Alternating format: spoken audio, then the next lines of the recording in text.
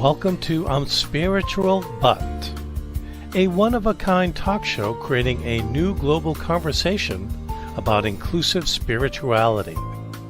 Whether you're religious or not religious, this show seeks to inspire you to discover your own unique spiritual experience. And now, here is your host, award-winning author and actress, Anne Scottlin.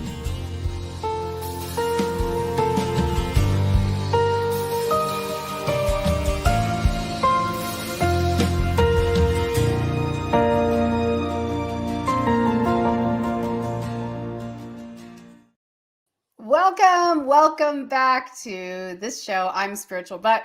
We're so excited to have you here with us today, and just so glad to have this opportunity to talk about what this show is all about. This show is an all-inclusive conversation. It's an inclusive conversation about spirituality. What does that mean? That means we can talk about anything that is about spirituality without pressure to be one way or another.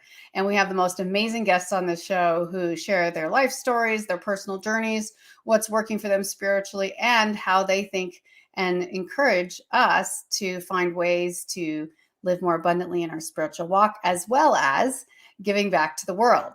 So my name is Anne Scottlin. As you know, your host. I founded the Global Impact League, where we help social entrepreneurs make an impact and make a profit, creating a sustainable mission for the world, whether that's the environment or humanitarianism, that is win-win for everybody and teaching others to do the same. So I love what I do, and I love this show because I think having a global conversation, a new conversation around spirituality that allows all views and allows all input is great, because whether you're religious or not religious, you can take something away today that might be tips and tools for really honing in your spiritual experience, keeping it grounded to whatever that is for you, your higher self, your inner voice, your subconscious, your gut, the divine, whatever that is for you. So we're welcome you here today.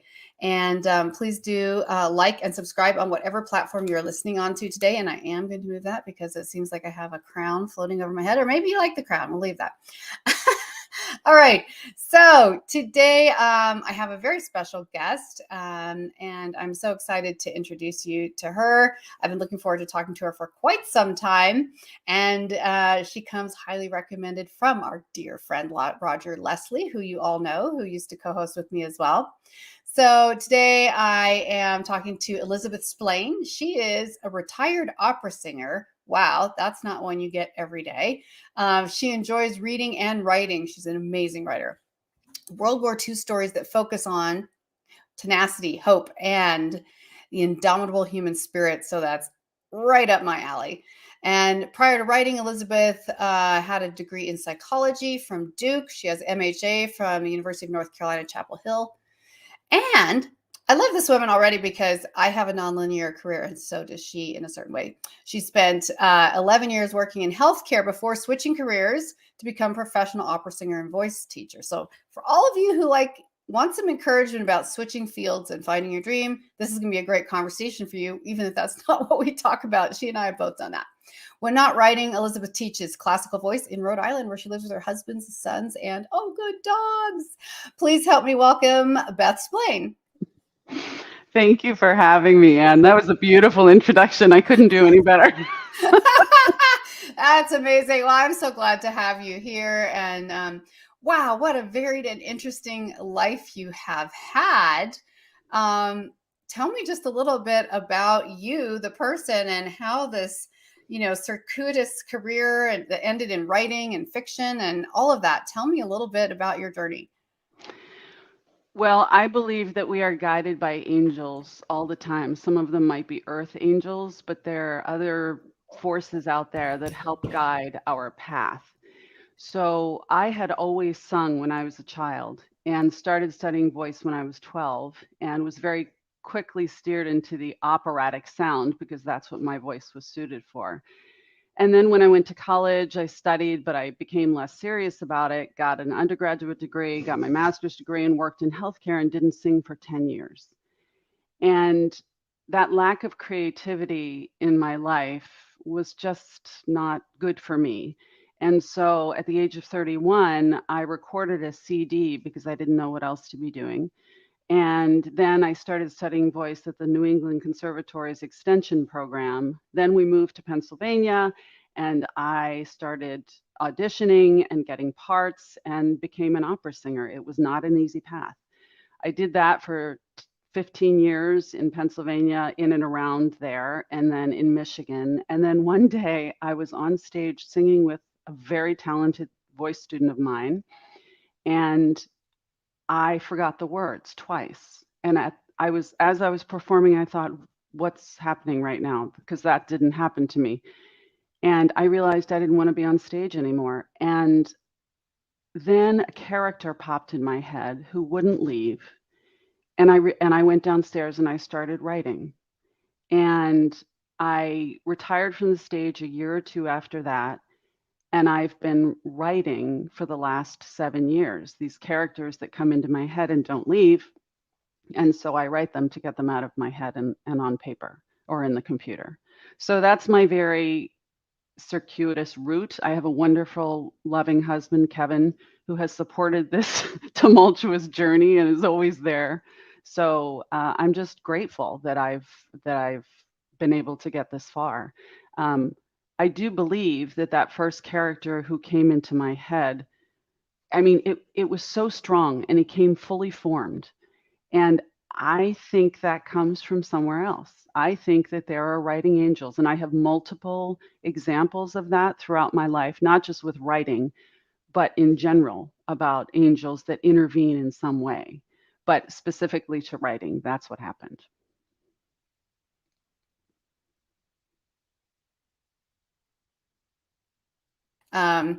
Oh, there we go. Getting us back where I can see you. So, wow, what an amazing journey and following. It's interesting, right? When we hear or receive or experience a message, Hmm. don't necessarily know where it comes from, depending on where we are in our journey, that goes against everything that we think we've invested ourselves in. Yes. Yeah. You're Yep. like, wait, what? That makes Yeah. zero sense. Yeah. I can't I'm supposed to possibly do do that. what? Yeah. It's Yeah, crazy. yeah. Yeah. And I Mhm. know we've talked a little bit already, but I experienced that similarly in my own life. Leaving an extremely conservative background and going to Hollywood for 10 years to work as an actress. Like that was what? Like I didn't even know the names of movies or actors' names. Like that, I was completely illiterate, really. I mean, so terrifying, really. Or later, a couple dramatic physical moves that I've made in my life that the timing was just a certain, and you're like, what in the world? And you know that it's the right thing. So let me ask you this, because I'll tell you what I've experienced in my life. Whatever Okay. we want to call this, our gut, higher power, angels. I love that you use angels. And I know that's one thing I said. I want to talk about angels today because we've never really talked about angels on this show. Whenever I get messages often, Mhm. and sometimes I take action and sometimes I don't. Mhm. So if you're going to call that your gut instinct, or for some people, I call it your inner genius, whatever that is, when I don't, I really do suffer. Yes. It can take a year to reorganize my life in a way that might have taken a couple weeks. It can Mhm. take, it's a much harder journey and it doesn't make logical sense. So that's what I kind of want to also mention, because you're like, I'm a medical professional. Oh, wait, I'm an opera singer. Oh, wait, I'm an award-winning fiction writer. What? It doesn't make sense. And it's not the easiest to explain to family, to friends, to people who've known you in your other careers. Would you agree? Absolutely. And you're right. Sometimes you get an idea, however that's placed in your head, and you move forward with it, and people look at you askew like, "Oh, she's just doing yet another creative thing that's going to make Right. no money." Yeah. Right. I mean, it's not like we were like, "Let's go to business school and start a company and make $1 billion." These are all things Right. that are giving back to the world. And you raised that point in the beginning of the show, and it's critical. So Mhm. when I started writing, I really obviously I didn't know what I was doing. I really hadn't written before. And but I very quickly, my very first character was a child psychologist who's blinded by one of his adolescent clients. And Whoa. he's so troubled by the fact that he missed the warning signs that he goes back to school to become a profiler Mm. and ends up being paired up with a homicide detective with whom he falls in love.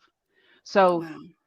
but Julian's strength, his greatest strength, is that he is the most positive person in the world. He will Wow. always find a glass half full. And although I didn't know it at the time, I was starting my journey of writing about the light. I call it with a Mm-hmm. capital L.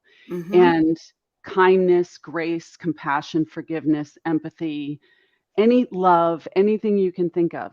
But also key to that is choice. You Mm-hmm. know, we all make choices. We are presented with choices, even when we think we don't have any.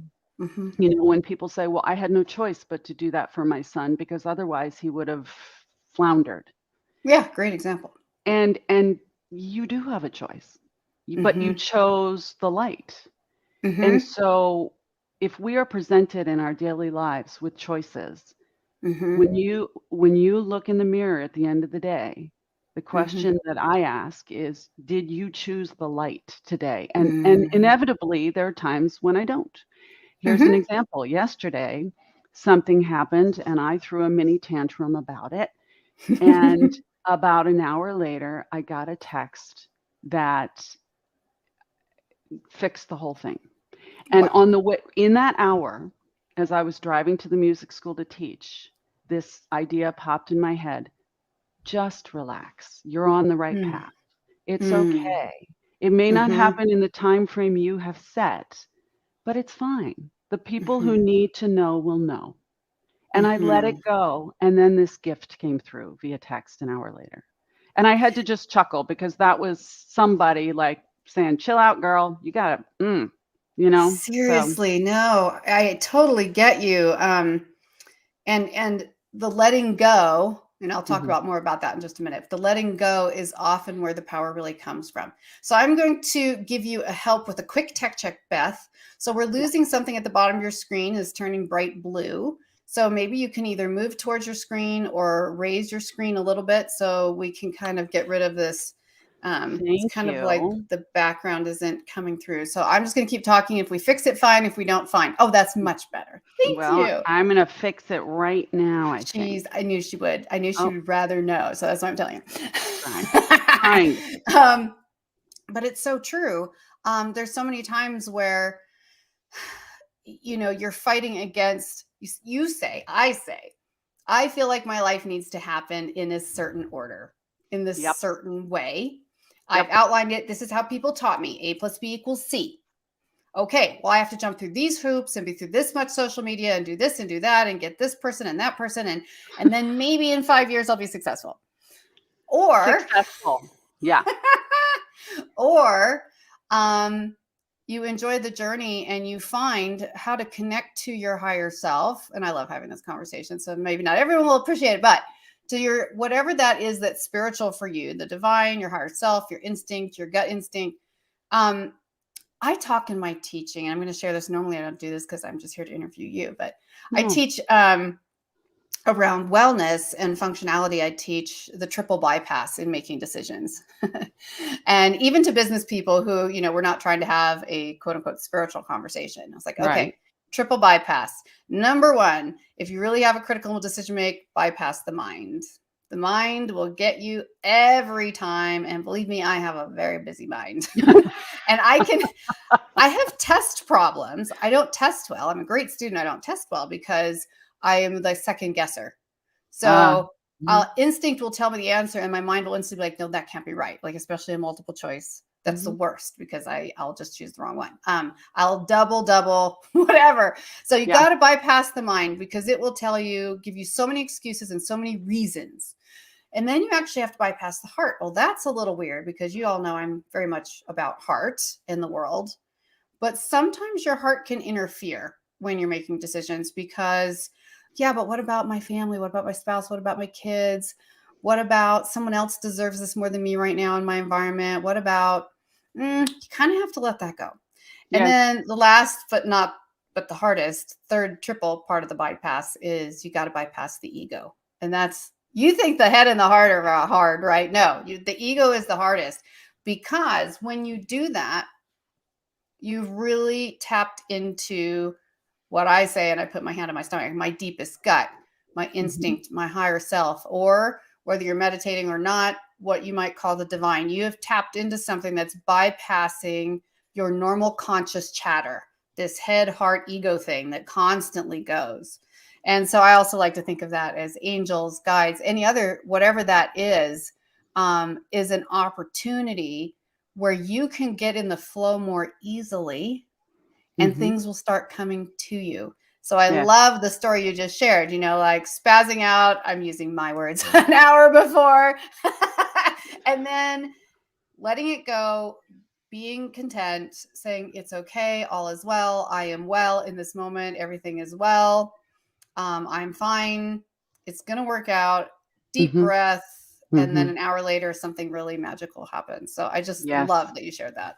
Well, and thank you for saying that. It takes courage to go on a path that is scary, because you don't know how it's going to work out. It's much easier in many ways, especially for people that have had very structured lives, to stay on that path. It takes courage to go down a different path.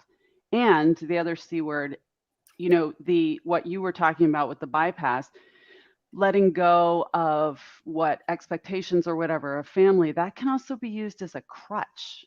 I look back on my on my operatic career, and it wasn't a crutch to say I don't want to travel because I have small kids. But looking back, I think I did use that as an excuse to some degree. And that's a bold admission that I've never said before, but I think it's true. And now that I've realized that about myself, I will not make that same mistake in my writing, because I will take every opportunity that is presented to me, assuming everything in my family is truly okay, and I can do that. But the other thing is, it takes forgiveness. So a lot of us too can say, well, I didn't follow the path that I really wanted to follow because my parents didn't want me to do that.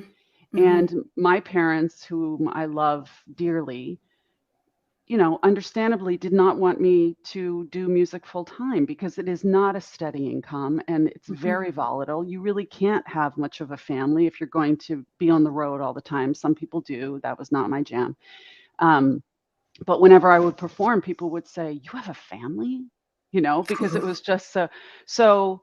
But then I realized somewhere along the line, early on, that this isn't their issue, it's mine. I could have made a different decision, but I chose what I chose, and I live with those consequences. So, we have to forgive others always.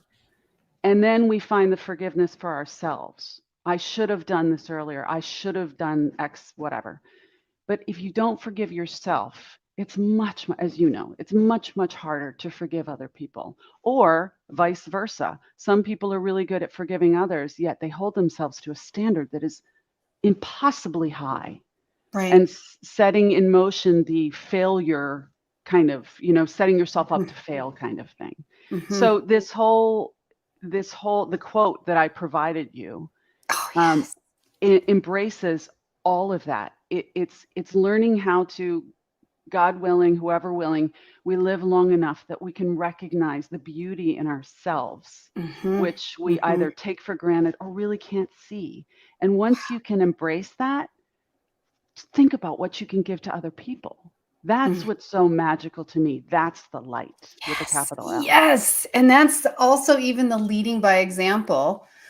If you have a heart for the world and a heart for others, it's, as we conquer our own fears, we're really strengthening everyone around us and everyone we influence, because they're seeing genuine, authentic power and success. And it doesn't mean you have to be freaky rich. It just means that you love your life and you love what you do, which I know you do. I do. And okay, so because I was literally going to do this next. So that was the person's perfect transition. I was going to read your quote so we can talk a little bit more how that's impacted your life. So the quote is from Barbara Neely, who's the author of the Blanche White series, for those of you who are fans. And she says, "If we're lucky, we grow into ourselves. We become more nuanced, more able to see the shades of gray, the thing beneath the thing. And we have less room for self-defeat, less patience for the useless and the unnecessary. So we begin unloading our bags of woe bit by bit. It's as if the unconscious mind knows that the clock is ticking and we don't have a moment to waste on being anyone other than the person who we generally are. Genuinely are. Wow. It's so true. Wow. And how does that, how's that quote? I mean, what made you fall in love with it? I can see, but how's that impacted your life and how you live? Well, in full disclosure, I just discovered this quote like 6 months ago. And when I saw it, and it was when I was doing research for my book that just came out, Steel Butterflies. And when I came across it, I literally, I sucked in breath. It was, it's as if it reached out and grabbed me and pulled me toward it. So I printed it out. It's on my wall in here.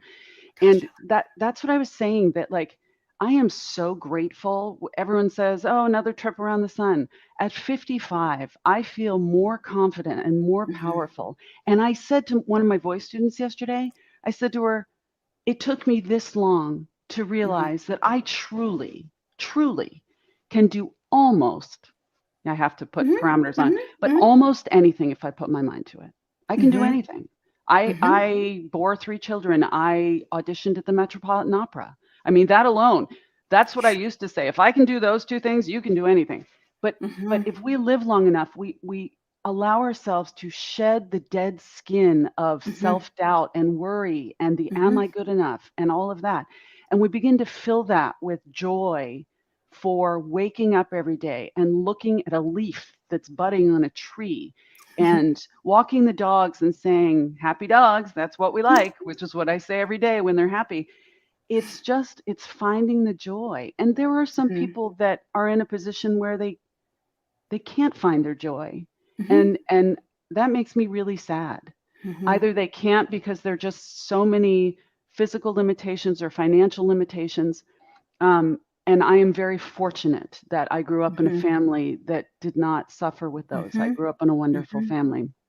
And I have a wonderful family. But we can still send those people joy and love and light and try to bolster them wherever you can. Some of the best advice I ever got was from my mother-in-law, Jackie Splaine. She said, never refuse a gift from a child. And that also has stuck with me because the children are where the joy is. When my youngest son, Max, who's 19 now, he was about 3, and I was pushing him in the backyard on the swing, and he came to church with me. I didn't go to church a lot, but I sang in a choir, and so he would come with me. And I was pushing him, and he said, higher, mommy, higher. And I said, why do you want to go so high? And he said, blew my mind, I'm trying to see the face of God. Wow. And I literally was like, where did that come from? So, I think we're born knowing a lot more that we forget as other yucky stuff gets in the way. And I think refinding that joy allows us to release our burdens of woe that we've been dragging along with us for as long as we've been on this earth. And that's why I love that quote. Wow. I love that. Wow. And what a beautiful story. I almost got goosebumps when you were talking about your son on the swing. So beautiful. Yes. And I think bringing joy to others is always been a key part of my message. And I know my listeners know I have my book called Live for Joy. And then I have my kids' book called The Chair of Joy. So joy is definitely set front and center. And we were talking, I just got off another live show this morning, Write or Die. And they were interviewing me about the book. And we were talking about how giving back to others is such a great source of joy. And in some of my lowest places in my life, I was able to kind of pull myself up on my bootstraps finally. When willpower alone wasn't enough, because I typically have a fair amount of willpower. I like to work. I like to be busy. I can be kind of driven. But when you're really crash and burn, when your whole entire world crumbles around you and your health and your mind and your relationships and everything, and you're stuck in that dismal, dreary gray space, then really finding ways to bring joy to others, whether that's getting involved in an organization or just doing something right around your home, or finding people who are less lucky than you. I mean, Yeah. I've traveled all over the world, and I've met people in every country, people that from rich to very, very poor. And some of the poorest people are still the ones who smile the most. And it's just so interesting to me. Like, I think while we all go through really difficult times, there's always something to find joy in, Mhm. or the really dark times can be short if we start looking for the opportunities, listening for that higher voice, the guts, go past what seems obvious and go to tapping into something bigger, which I think Yep. is what you've really done in your life. Yes, and that's absolutely true. And my mantra in times of woe is, when in doubt, look up. And when I said that, I said it first to my very best friend who lives in Montana, and she lived in California at the time, and she was really having a hard time. And I said, "When's the last time you looked at the sky?" And she said, "What?" And I said, "When's the last time you looked up at a tree? When's the last time you realized there's so much more than you in this world? It's huge. There are, billions of people. Get outside of you, volunteer, go somewhere, do something, get outside of your head." And sometimes that's not enough. And I respect that, but it's a great place to start. It is. I mean, and if you're, and if it's a really challenging time, getting professional help is absolutely the first step. And I think, we both could agree very much on that, because I was also doing that. But you can get professional help and continue to only focus on yourself. It's actually kind of easy to do if you're not careful. So if you want a more successful plan, for most people, get the help, have the conversations you need to with a professional who knows how to help you, but then find, you can call them distractions at first if you like, but instead of just the television or, Instagram, find some people who could really need and use you. And what's something that you love? I mean, you've always loved music, even when you were in the medical field. I'm sure you've always loved to read. I can't imagine not, if you're an avid writer now. So we all have something that we love. If nothing else, you can share that.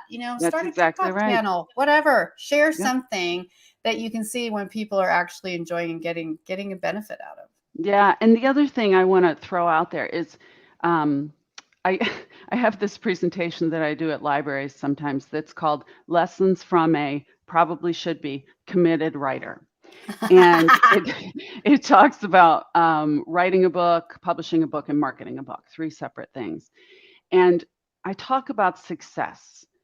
So this is a quick story. When I was starting out in the opera world, right before we moved to Pennsylvania, so I really was just starting out, and I was 31, and everybody else is 22 and 24. Wow. So I would go to auditions, and people would give me the up down, that, and then I would get the, "Well, who are you playing for today?" Because they assumed I wasn't auditioning. So, but this young woman sang. It was an opera workshop, and she sang, and it was amazing. And when she was done, we all clapped, and she collapsed on the floor in tears. I mean, just inconsolable. And I was like, "What's happening?" All of us were kind of doing this. And she said, "I'm never going to make it. I'm never going to be successful." And I remember thinking, she's gorgeous, she has an amazing voice, and she's 22. I'm 31, have 2 kids, have no music degree. If she's not going to make it, what chance do I have? But I obviously powered through that. But it got me thinking, and I've carried this with me the whole time. What does success mean? Success is this slippery slope. It's, I used to think singing at the Met was success. And one of my voice teachers said, "Well, then only like 0.00001% of opera singers are successful under that. Do you really think that's what success is?" So again, I think we need to take a look at ourselves and think about what that means to you. And instead of focusing on an ultimate goal, which is useful, focus on the objectives, the steps that are going to raise you up as you go toward that goal, because then you're constantly experiencing success, and comes with that joy and forgiveness and all that other stuff.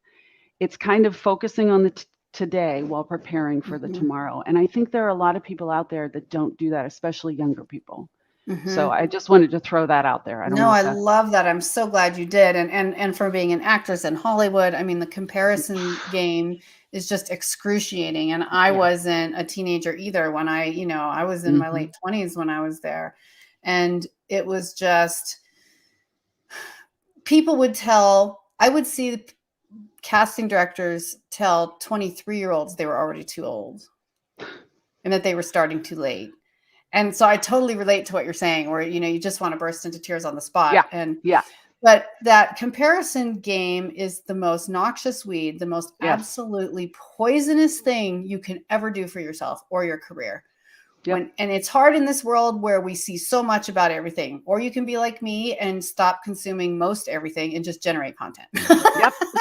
Because I'm like, listen, what I don't know ain't gonna hurt me. Now I'm aware enough about my world, which I I really care know. about, but I'm also like, I'm not gonna get stuck in a bunch of celebrity obsession. And it's like Yeah. what success is what the universe has in mind for you. What success is, you're only successful when you are actually celebrating the moment you're in. That is success. Yeah. Because I we all agree. know very quote unquote successful and rich people who commit suicide, who Yep. appear in every possible way to be have it all and are addicted to terrible drugs and things that have destroyed their relationships, their health, because success is not a magic pill. You do never get there. There's Mm-mm. always That's someone exactly right. more.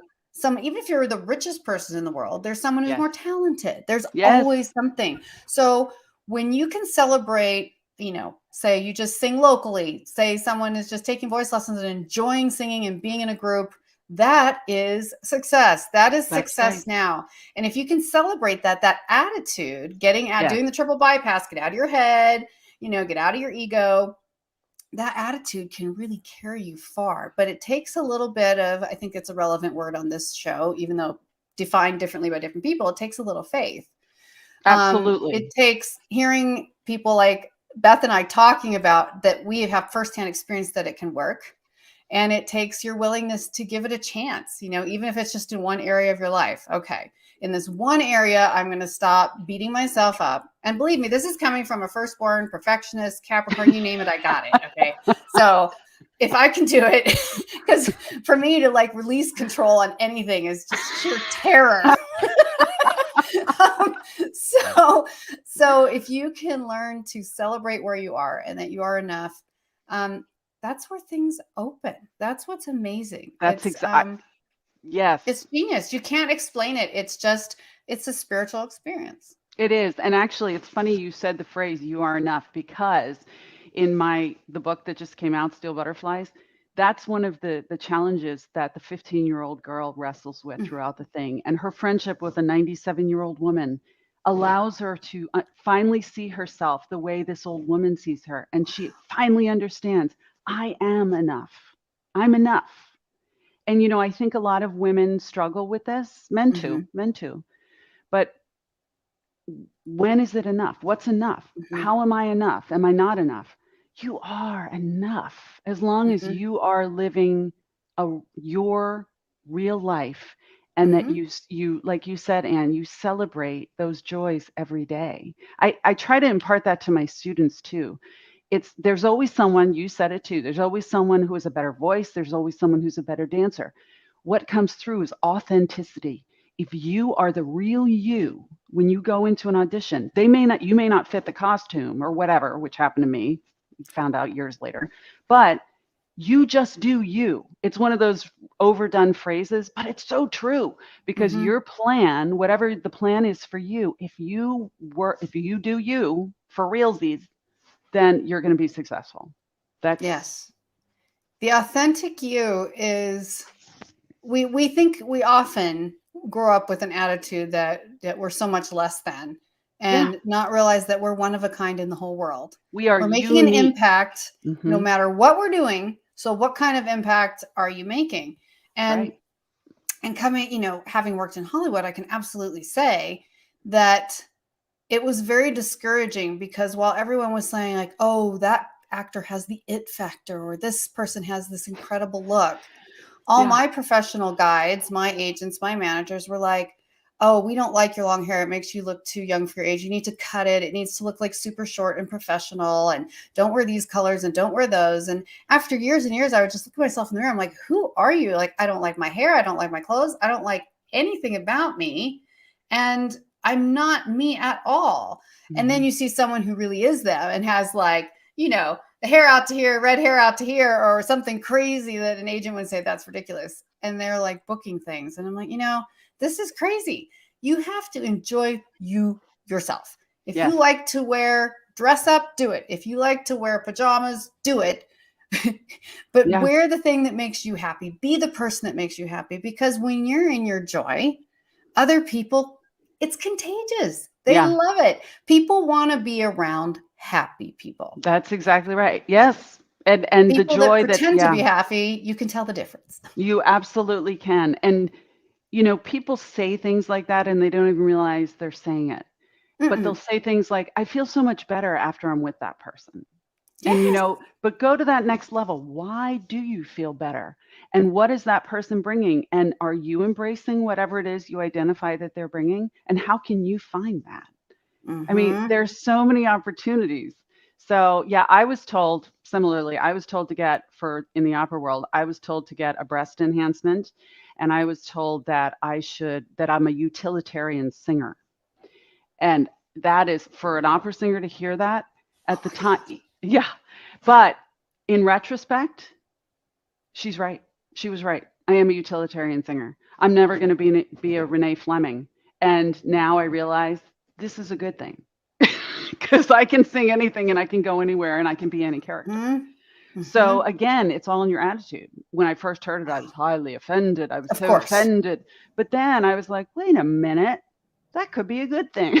So attitude is half of it, right? It's like a character actor, right? Exactly. And it's like everybody wishes, Yes. the people like me that just have a look that is, you know, a dime a dozen in Hollywood, is the character actors are the ones that are booking. The people who are different, the people who are unapologetically themselves, right? Yeah. So, but it's a very scary thing to do when the entire system teaches you that conformity is how you win. So you can see how the system often misleads us. And I don't think there's individuals who are out there trying to mislead us. No. The system of beliefs about yourself really is incredibly misleading. You really have to follow your own true north, follow your own instinct, your inner genius, angels, divine. The messages you get, don't tune them out, because when you do, you make your life so much harder. But before, I want to talk just a little bit more specifically about angels, because I just love this topic. So if someone's watching or listening and they're like, I don't really know anything about angels, or maybe I kind of had this paradigm of angels from my religious upbringing that I, you know, a certain way. I don't know if they're real or not real. How would I connect? What kind of advice would you give to someone who just wants to experiment and find the connections with those voices? Well, you know, everybody is different. For me, ideas pop in my head. And I am convinced one of them literally saved my life when I was 15. And even as it was happening, I remember thinking, how do I know this? And then it happened again to me when I was assaulted in college, and I got out of it because something popped in my head. And I looked back and thought, where did that come from? So for me, that's how it works. In fact, one of my books, The Ending of Devil's Grace, the idea literally felt like it was inserted. It felt like a ticker tape was inserted right here in my head. And on the ticker tape, it said, stay the course. And I texted a woo-woo friend of mine, someone who is very, very spiritual, and she talks with people who have passed. And I texted her and I said, you know, I could use some guidance today. And she texted back within 15 seconds the exact words that were on the ticker tape that I had. And they're not common words. So, and I don't want to give anything away, but it was one of those moments where I thought, wow, like this is unbelievable. Sometimes in the form, for me, I'll just say it, of ghosts. I've seen several ghosts and they've usually been very kind. My woo-woo friend, Michelle, she talks about writing. Now, Mm. this doesn't work for me, but if you sit with a blank pad in front of you Mm-hmm. and you ask a question out loud or in your head, Mm-hmm. and you let it try to flow, let that energy flow through Mm-hmm. you, and you might find that you're writing things that you had no intention of writing. That Mm-hmm. I've tried that and it doesn't work for me, or does it? I don't know. Like, I've written 5 books. Some of them Right. I can't Something's explain. happening. So it doesn't mean we don't encounter problems or challenges or writer's block or whatever you want to call it. But that's how I feel it. That, to Yeah. me, you mentioned gut, right? And Mm-hmm. that when you're getting out of the car and you think, I should lock the doors, but you don't lock the doors. And then somehow you regret not locking the doors. To me, all of those little things that pop in your head, Mm-hmm. at least 80% of them, are your Mm-hmm. angels looking out Mm-hmm. for you. Mm-hmm. I thought, because of all of my work in this regard, I thought when my mother passed last May, I thought that Mm-hmm. I'd be seeing her and hearing her all the time. And I don't. Yet, yet, when I ask a question out loud, I usually get an answer in my head. So Mm-hmm. I'm choosing to believe, and this is a choice, Mm-hmm. people, Mm-hmm. right? This is a choice. This is Optional, faith. completely Yep. optional. But I choose to believe that that is her answering me. I love it. So to me, that brings more faith and more joy and more Mm-hmm. peace. That peace Mm-hmm. sits deep in your soul. Yes. So Oh, that's I those love that. those are my thoughts. That is so, so beautiful. And I think being able to open our minds to new perspectives and possibilities is really helpful.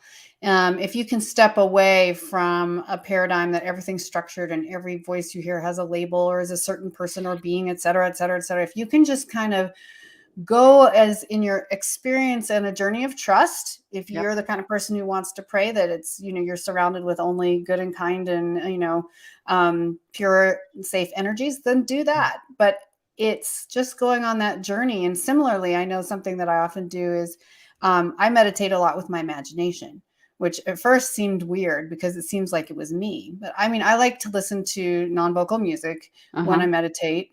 And I have a short attention span, so it helps me. And I use what Einstein said was the closest connection we possibly have to God, to the gifts that what God is, which is our imagination, Mhm. because it's such a creative force. It's where all your characters are, coming from. It's where everything we create is generated. And I go on a visual journey in my meditation Hmm. with the music. That's just mine. I'm not saying it works for anyone else. I go on a meditation journey and I follow the music as kind of the cues to open up my subconscious to take me to different places. And it's amazing. And when I do ask questions, the answers come. And, I'll only say that, but there's so many different ways that you can look to open up your soul to voices who want to help you.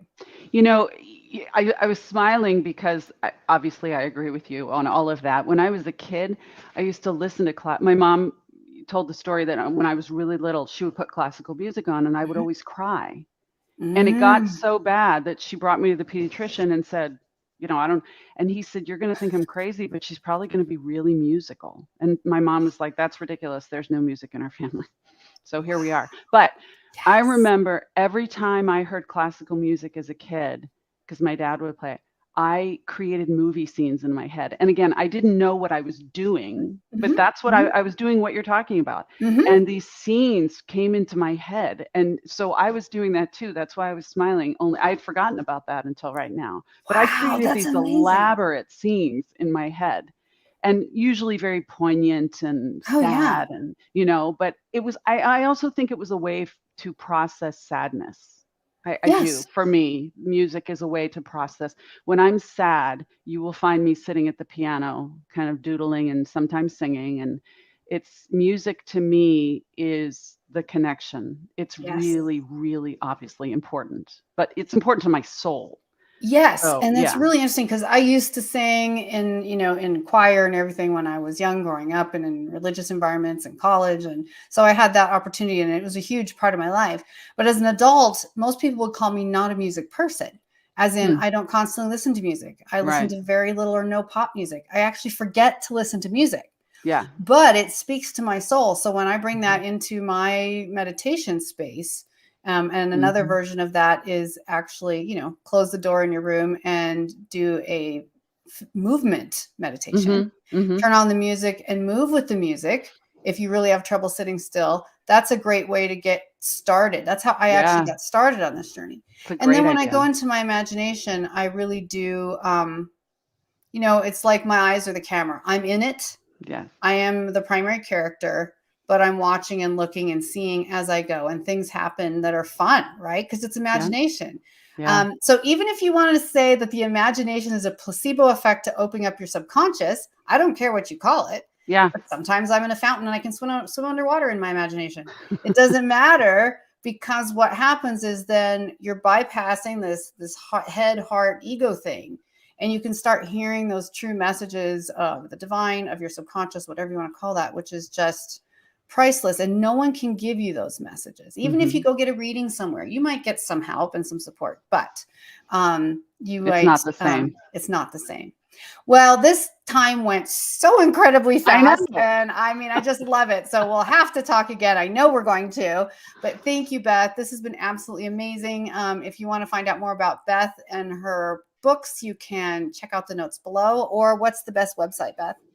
ElizabethSplaineAuthor.com is the best way to do it. ElizabethSplaineAuthor.com. And I would love to hear from people. Yeah, I would love to hear from Yes. people. You can contact me through there. I'd love to chat with you. Yes. So do Thank reach you, out. Anne. That's an open invitation. Thank you, Beth. I'm so It's my excited. pleasure. And we're going to talk so we can talk more. So don't be a stranger. Okay. And thank you, everyone, for joining us today. Join us again next week at 12 noon Eastern, 9 a.m. Pacific for our live show. I'm Spiritual, but thanks for being here, and we'll see you again next time. Bye.